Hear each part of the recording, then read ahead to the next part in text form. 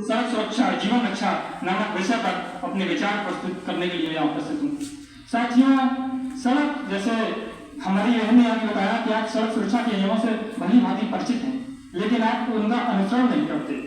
हमें सचेत और सजग होने की आवश्यकता है। जिस प्रकार जीवन में लक्ष्य प्राप्ति के लिए, जीवन के पथ पर चलने के लिए हमें पूर्ण होश और चेतना की आवश्यकता होती है, ठीक इसी प्रकार सड़क पर अपने गंतव्य पर पहुंचने के लिए हमें पूर्ण होश और चेतना की आवश्यकता है।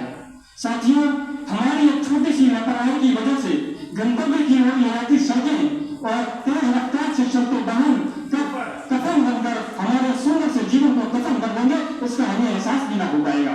इसलिए हमें पूर्ण सहजता और पूर्ण होश के साथ अपने जीवन के प्रत्येक कार्य को करना है और सड़क पर चलना, यात्रा करना, इन छोटी छोटी यात्राओं से हमारी जीवन यात्रा पूर्ण होगी।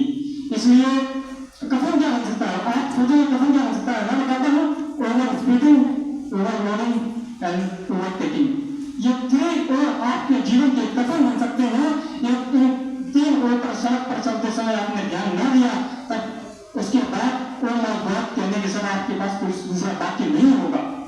इसलिए मुझे दोनों ही तीन ओर पर ध्यान देना होगा, ओवरटेकिंग, ओवर स्पीडिंग और ओवरलोडिंग।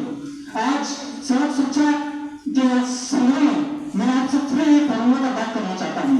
3 फॉर्मूला क्या है? First is about engineering, second is about education and third is about enforcement. इन 3 पर मुख्य विषय से मुझे चर्चा करनी है। पहला इंजीनियरिंग। यदि आपका घर की नींव ठीक नहीं है तो क्या आप 4-6 मंजिल मकान बना सकते हैं? नहीं बना सकते। इसलिए जो इसके स्टेप होंगे इंजीनियरिंग डिपार्टमेंट के, रोड इंजीनियर्स, पीडब्ल्यूडी वर्कर्स और कॉन्ट्रैक्टर्स, इनकी नीयत साफ होनी चाहिए कि उच्च गुणवत्ता के साथ रोड का निर्माण किया, सड़कों का निर्माण किया जाए, जिससे कि दुर्घटनाओं से बचा जा सके। आप किसी कोई दुर्घटना में घटी, एक प्रसव की ओर जाती है, एक आप वहाँ पे स्पीड ब्रेकर हैवी है, एक रॉन्ग डाइवर्जन है, ये परिणाम किसके हैं? ये रॉन्ग इंजीनियरिंग के परिणाम है और इसके फलस्वरूप वो बेटे वो बहन अपना जीवन खो देती है और जो उसके पेट में बच्चा पैदा होता है उसका भी जीवन खो देती है। क्या ये मानवता के लिए संसार नहीं है? इसलिए हमें समझना चाहिए कि इंजीनियरिंग सबसे अच्छी होनी चाहिए, क्योंकि रोड में एक्सीडेंट होने के बाद विक्टिम्स के बारे में हम उस पर केस चलते हैं, उनकी चर्चा होती है, लेकिन जिसने उसकी रोड की गुणवत्ता के साथ समझौता किया तो उस ठेकेदार को कोई बोल लगाना नहीं होता है। मैं ये आपसे बताना चाहता हूँ कि विचार करने का समय हो रहा है साथियों। कहीं ये ठेकेदार और ये रोड इंजीनियर्स कहीं राजनीतिक पत्रों में तो नहीं लगा हुआ है। सेकेंड है जो एजुकेशन। एजुकेशन क्या है? जब तक हम एजुकेशन सब तथ्यों को जानकारी को इकट्ठा कर लेना, एजुकेशन शिक्षा नहीं है। शिक्षा के साथ जागृति, जब तथ्य के साथ जागृति, अवेयरनेस और आपका विजन, आपका बजट जब सम्मिलित होगा तो हम समझ पाएंगे कि हाँ ये भाई शिक्षा है। उस शिक्षा की बात कर रहा हूँ कि आज कई लोग सोच होते हैं, कई एनजीओ, कई गवर्नमेंट इनिशिएटिव्स लेती है, लेकिन उनका कार्यान्वयन नहीं हो पाता, उसका अनुसरण नहीं हो पाता। हमें तथ्य तो मालूम है लेकिन हम उनका अनुसरण नहीं कर सकते। Third is about enforcement. Enforcement, आप बताइए, आपने एक कहावत सुनी होगी कि कागज के गुलाब में खुशबू नहीं आती।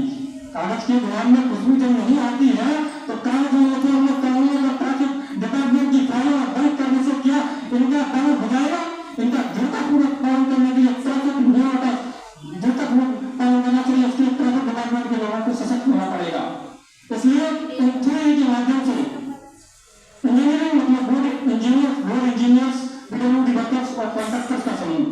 Secondary is education. एजुकेशन मतलब स्कूल, कॉलेज के प्रिंसिपल्स और स्टूडेंट्स, स्टाफ।